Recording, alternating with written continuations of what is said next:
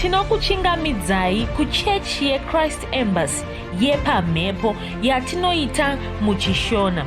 Iko zvino hapachina chikonzero chokupedza svondo rose usina kupinda chechi, nokuti painopindwa unenge usipo, kuda wakanga uri kubasa pakaenda vamwe kuchechi, kuda wakanga uri parwendo, kuda chechi yeChrist Embassy haisati yakuwanikwa kwaunogara, kana kuti unofarira hako kudzidza shoko raMwari nechishona. Ino ndiyo yave chechi yako. Chipinda tinamati. Haleluya. Tinosangana zvekare pamunamato wedu weChrist Embassy watinoita pamhepo, ndichivimba senguva yose kuti makava nesvondo rakanaka, uye ndichivimba zvekare kuti manga muri kubatana nesu pazvidzidzo zvose zvatinokutumirai zuva rimwe nerimwe, zvidzidzo zvemurapsody. Tinokurudzirai sezvatinogara tichitaura kuti musadarikwa nezvidzidzo izvozvo, asi muzvidzidze, muzviverenge, kuti shoko raMwari riwande mukati muupenyu hwenyu. Kana shoko raMwari richinge rawanda mukati muupenyu hwenyu, ndipo pamuchazogona kumirisana nezvinhu zveupenyu huno. Unoona, shoko raMwari, pfungwa dzako dzofanira kugara dziri pashoko raMwari.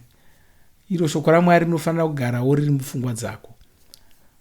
Zvandinokukurudzira kuti uite ndezvokuti usangoverenga zvidzidzo zvatinotuma izvi, asi kana uchinge waverenga, chokutanga zvipe nguva yokufungisisa pamusoro pezvidzidzo izvozvo. Chidzidzo chaunenge waverengawo zvipa nguva yokufungisisa pamusoro pacho. Kunze kwaizvozvo chete, ndokurudzira zvekare kuti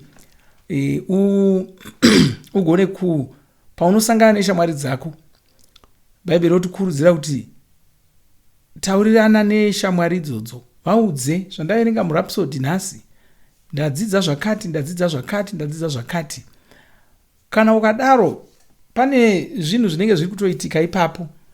Chekutanga ndechekuti unenge uri kuita kuti shoko iri rigare mupfungwa dzako, rigare mumweya mako, uye urambe uchiri rangarira.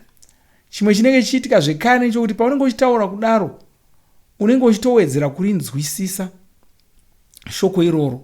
Unenge uchitowedzera richiwedzera kujeka, uchitaura navamwe muchikurukurirana kudai shamwari yako ichakuudzawo zvayadzidza.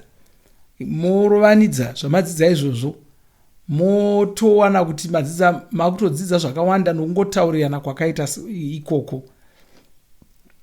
Chimwe chinenge chitoitika ipapo chechipiri ndechekuti unenge uri kurebesa nguva yako yokunge pfungwa dzako dziri pashoko raMwari. Nokuti zvidzidzo zverapsody zvatinokutumirai chingangokuitira kuda zvinhambo 5 kuverenga. Saka unogona kungochiverenga zvokukasira, wochiverenga muzvinhambo 3, 4, 5 wapedza, wovhara, wokanda uko. Kureva kuti waita zvinhambo 5 uchifunga pamusoro peshoko raMwari. Kana ngatimboti waita zvinhambo 10 uchifunga pamusoro peshoko raMwari. Asi une zuva rese rine nhambo 24 rakareba. Kana ukangogumira kuverenga shoko raMwari pazvinhambo 10 zvawamukira izvozvo, muswere wezuva pfungwa dzako dzichaswera dziri pane zvimwe zvinhu, nokuti pfungwa hadzigoni kungogara dzakarembera mumhepo, dzinenge dzine zvinhu zvadzinototarira pazviri. Saka unofanira kuwedzera nguva iyo pfungwa dzako dzinoramba dziri pashoko raMwari. Saka unoiwedzera nokuita saizvozvo. Wamboita zvinhambo 10 uchiverenga, zvinhambo 5 kana zvinhambo 10 uchiverenga rhapsody rako, wabvapo wamboita zvimwe zvinhambo 10 zvekare kana 30 uchifunga nezvawanga uchiverenga. Wazosangana neimwe shamwari yako matanga kutaurirana pamusoro pezvamadzidza zviya.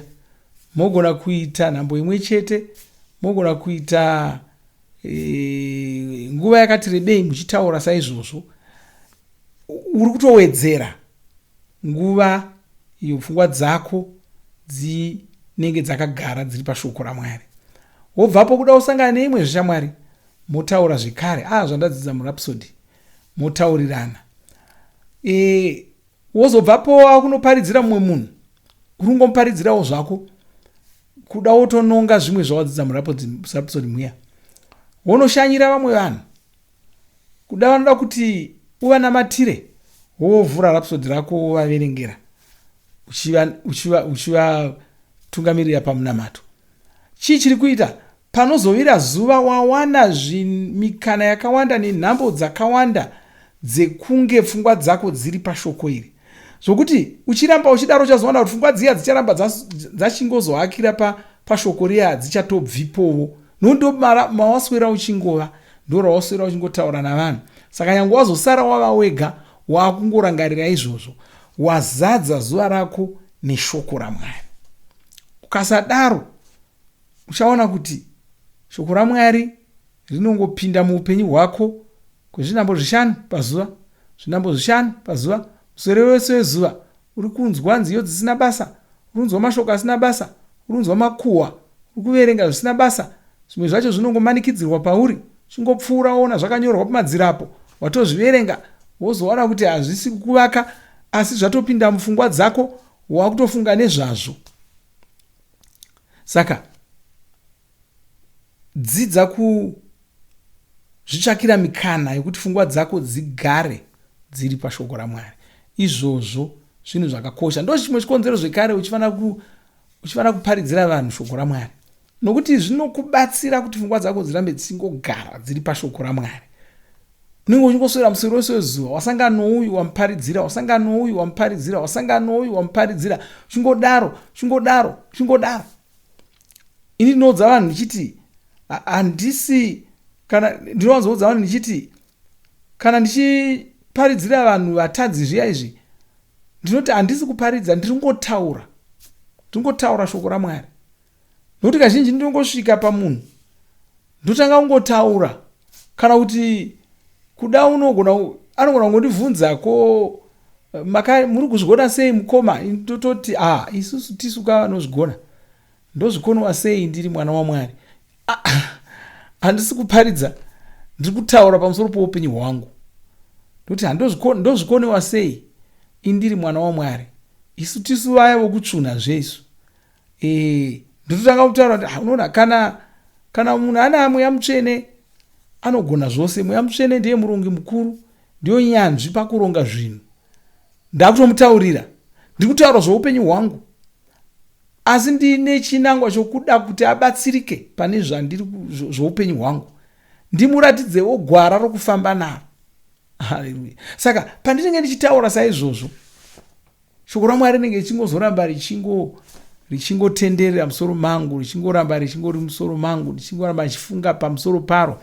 Ndabvapo, kazhinji ndapedza kutaura nomunhu saizvozvo zvinenge zvinakidzaka, ndabvapo ndakufunga pamusoro pokutaura kwandanichita nomunhu iyeye, ndakunoudza vamwe kuti ndasangana nomunhu ndikataura. Saka ndinezenge ndangotaura shoko raMwari muswere wose wezuva.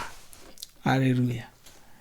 Asi regai tarire pane chimwe chezvidzidzo takapiwa naMufudzi Chris mubhuku reRhapsody. Kwanzi tava vanhu verudzi rwaMwari. Tinofarira nyaya iyoyi.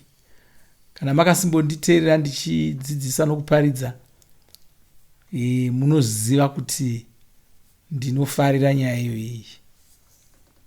Inyaya inondiropafadza zvikuru, zvokuziva kuti ndava munhu werudzi rwevaMwari. Ichocho ndochokwadi. Ndochokwadi chatofana kugamuchira, ndochokwadi chatofana kushanda nacho, ndochokwadi chatofana kushandisa pakurarama kwedu, ndo zvatofana kunzwisisa. Bhaibheri rinotaura muna Mapisarema 10:22 ndima 3, kwanzi ndakati muri vaMwari, kureva kuti ndakati muri verudzi rwaMwari. Zvikanzi asi muchafa savanhuwo zvavo, nokuti hamuzivi uye hamunzwisisi. Asi ini ndakati muri vaMwari. Wakazokuudzai kuti hamusi vaMwari ndiani? Wakazokuudzai kuti muri vanhuwo zvavo ndiani? Wakazokuudzai kuti muri vana mazvimba kupa ndiani? Wakazokuudzai kuti muri mwoyo ndizvo ndiani? Wakazokuudzai kuti muri chera ndiani? Nomubvunzo wakabvunzwa Adhamu. Mwari vakashanyira Adhamu rimwe zuva mukutonhora kwezuva. Mushure mokunge Adhamu adya muchero waakanga arayirwa kunzi asadya. Zvikanzi Adhamu uripiko, nokuti Mwari vanga vasingamuoni pavaimutarisira kuti ange ari. Adhamu uripiko? Zvikanzi ndakavanda, ndinonyara, ndinosha, nokuti handina kupfeka. Zvikanzi wakuudza kuti wakashama ndiani? Asi wadya muchero. Nokuti Mwari vanga vari kuti ini handambokuudza kuti wakashama. Ndanga ndichingouya ndichitandara newe pese apa wakangoita zvawakaita izvozvo. Handina musi wandakambokuti wakashama. Wazosarawo kuudza kuti wakashama ndiani? Saka ndozvinotaurwa naMwari mundima iyi. Kwai ndakati muri vaMwari. Saka wakazokuudzai zvimwe zvinopesana naizvozvo ndiani? Uye kana akakuudzai izvozvo makazvigamuchirire chii? Isaya 50:8 tunoti, ndianiko uchagamuchira mashoko atinotaura? Ndiani achagamuchira mashoko atinotaura? Mashoko aruda kugamuchira ndeani? Ndeevanhu here vanokuti iwe uri mupurwa? Kana kuti ndeyaMwari vanoti iwe uri muMwari? Ndeevanhu here vanoti hazvigoni kuti tigonzi tiri vaMwari? Kana ndeyaMwari vari kuti ndati muri vaMwari? Saka kwanzi tiri verudzi rwaMwari. Tsamba yaJohani yokutanga chitsauko 5:1 kwai uhu ndihwo uchapupu hwaMwari. Mwari vakatipa upenyu husingaperi, vachitsvaka kuti tive veropa ravo. Zvino upenyu uhu huri mumwanakomana wavo. Ngaitinzwe zvinotaura mufudzi Kristu. Kwai iwo wakashandurwa rudzi. Haleluya. Wakashandurwa rudzi wava muMwari. Kwai izvi zvakaitika paya pawakawana upenyu husingaperi. Ipapo pawakazvarwa kechipiri. Panova ndipo pawakaitwa weropa raMwari. Wakapiwa kururama, wava werudzi rwaMwari. Wakapiwa kururama kwaMwari.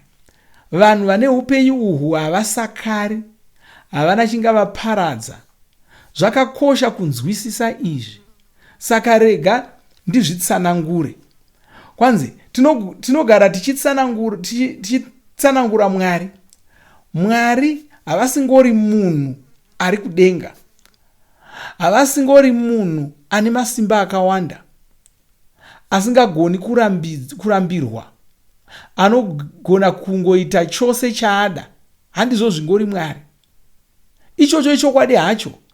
Asi Mwari havangozikamwi nesimba ravo chete. Mwari ava vanoera, vatsvene, vakarurama, havana wavanobatirira, havana wavanobiridzira. Ivo rudo, ndivo vakasika zvinhu zvose. Hapana chiripo chavasina kusika ivo. Zvinhu zvose ndezvavo. Ndo Mwari ava. Haleluya. Zvose ndezvavo. Vanhu vanopfichuka vachitaura zvakawanda, vachiita sokuti vava kuziva chose, asi inongori tamba chidembo musi wendakabata. Rimwe zuva Mwari vachavagarisa pasi, kuti makamurebesa musi weizvi, maakuona sokuti maakuziva. Zvinhu zvose ndezvavo. Kwai isu takabva kuna Mwari. Ivo ndivo vakatisika, vane zvavakatirongera. Havadi kuti tifanane nezvimwe zvisikwa zvenyika ino. Saka vakaronga kuti tive vanhu veropa ravo. Vakaita izvi kuti tive vanhu verudzi rwavo. Izvi ndizvo zvinotaura Bhaibheri. Tinozviverenga mutsamba yechipiri kuvaKorinde chitsauko 5:11. inoti saka kana munhu ava muna muponesi, yava imwevo mhuka itsva, kudaiwo wakazvarwa kechipiri. Izvi zvinoreva kuti wava muna muponesi, kureva kuti wava chipuka chitsva, wava imwevo mhuka itsva. Hauchisiri wembeu yevanhu venyika ino, wava wembeu itsva, wava wembeu yevamwari. Haleluya! Wava wembeu yevamwari. Saka uchifamba unenge uchizudza kuti ini ndava wembeu yevamwari, ndashanduka rudzi. Haleluya! Kwaizvo hazvirevi kuti waenzana naMwari, zvinongoreva kuti wava werudzi rwaMwari. Nokuti vamwe vanonetseka ipapo kuti saka takuzvienzanisa naMwari. Hongu nakwete, takaenzana navo nokuti tiri verudzi rwavo. Vakatidarika nokuti ivo ndivo baba. Mwana wako ndo werudzi rwako, wakaenzana newe, muri vanhu mose. Asi iwe ndiwe mai kana kuti ndiwe baba. Saka kana potsvakwa mai, haabudi achiti ndini mai vacho. Kana potsvakwa baba, haabudi achiti ndini baba vacho. Ndo zvatiri kutsananguriwa izvi. Kwai ivo vanoramba vari mwari vako, ndivo baba vako, ndibaba vako vekudenga. Asi ivo wava kugona kudyidzana navo, unodyidzana navo semwana wavo. Mwana anodyidzana nevabereki vake, anodyidzana navo semunhu. Uchidya nomwana, uchitandara nomwana, anenge asingaiti sechimangoi, anenge achiita semunhu. Haadyidzani navo seimbwa kana kuti semangoi. Izvi ndizvo zvatirivo isu, tava verudzi rwaMwari. Saka tinodyidzana navo sevamwari. Izvozvo ndizvo zvinoreva kuva neupenyu husingaperi. Ndizvo zvinoreva kuzvarwa kechipiri. Mwari vakashandisa muponesi Jesu kutiita vanhu veropa ravo. Ndidzo nhau dzatinozivisa vanhu idzi. Inhau dzinofadza chose. Ndiro shoko reruponeso rwaJesu. Ndiko kusaka tichiriparidza pasi rose, tichizivisa vanhu kuti vava kugona kuva veropa raMwari. Vava kugona kugamuchira Jesu, vachibva vashandurwa rudzi, vachiitwa vaMwari. Saka iwe wagona kuva muMwari. Kana wanga usati wakazvarwa kechipiri, usati wava muMwari, tichanamata newe, da kuti urambe unesu. Tichanamata newe, poneswe, uzvarwe kechipiri, ugova mwana waMwari. Haleluya! Saka toda kuti unzwisise izvozvo. Kana wakatozvarwa kechipiri nechekare, chigara uchizviona semunhu werudzi rwaMwari. Haleluya! Namata mashure mangu, namato watakapiwa pano, iti Baba vandinoda, ndinokutendai. Makandishandura rudzi, mukandiita munhu weropa renyu.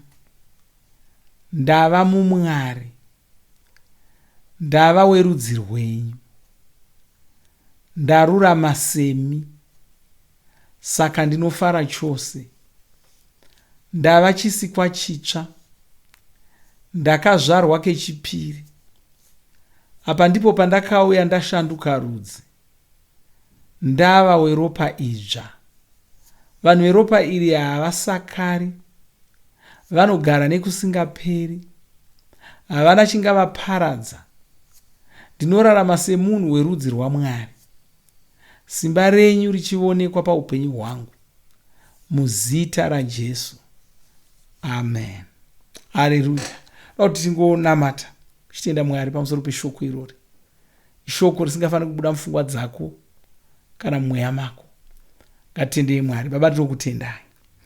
Baleso bronga dilastra majiga bala kronda.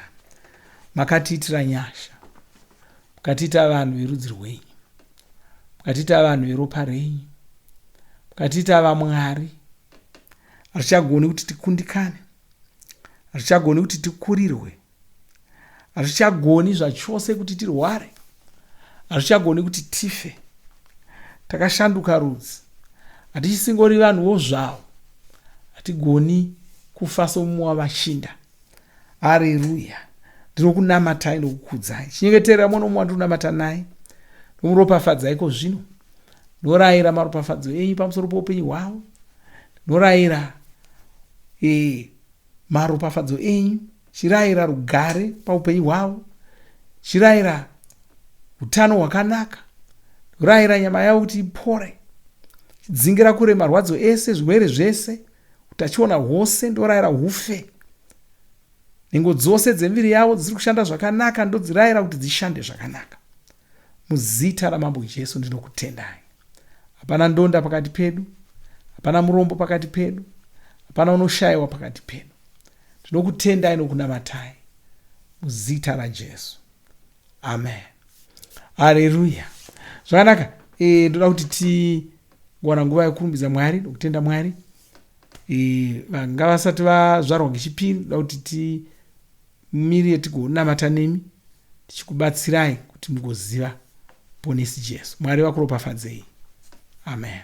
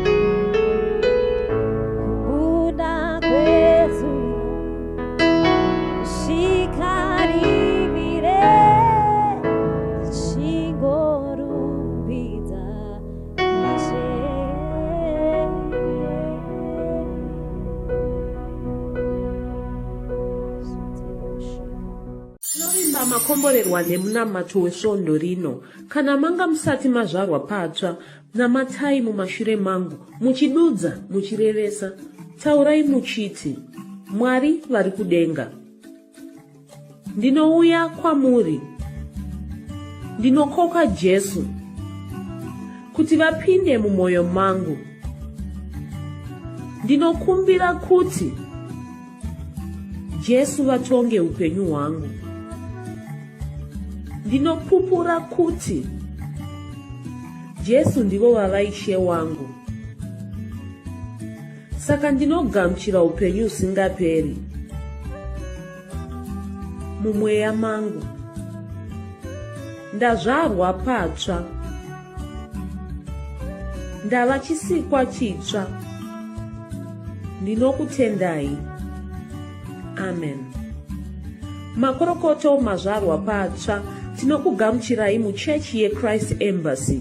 Titumirei zita renyu nekwamunogara. Munogona kutumira iri SMS kana WhatsApp pa 0772 215 kana kutuma tsamba pa shonaror@gmail.com. Muchida kupa mpiro yenyu neEcoCash, rovai namba *151*2*5*58225# motevera zvinenge zviri kutaurwa neEcoCash ipapo. Kana muine nhare dzemazuva ano, munogona kushandisa KingsPay kupa mpiro yenyu. Shandisai kodhi inoti TNIOG nemavara makuru. Tinoda kukuzivisai zvinotevera. Tinokurudzira kuti musadarikwe nezvidzidzo zveRhapsody. Zvidzidzei kuti shoko riwande mamuri, mugone kumirisana nezvinhu zvinonetsa muupenyu. Tinodavo kuzivisa vane nhare dzeEconet kuti *205# vava kugona kuwana Rhapsody panhare dzenyu kunyangwe musina WhatsApp. Rovai nhare idzi muwane Rhapsody panhare dzenyu zuva rimwe nerimwe. Munorova *205#, mosarudza daily devotional. Subscribe Shona Rhapsody muchishona. Munamato uno munoubata pa WhatsApp, pa radio, pa YouTube panoti Shona Online Church, pa www.ce-shonachurch.org, nepa vcc.rhapsodyofrealities.org. Tinokumbira mutizivise kana muri kutibata pane imwe yenzvimbo idzi. Kana pari painternet, munogona kunyoresa muchitipa zita renyu. Kana pari pa WhatsApp, tinyorerei tigopota tichikutumirai zvimwe zvidzidzo, kana kutitumira SMS pa 0772 166 928. Ivai nesvondo rakanaka.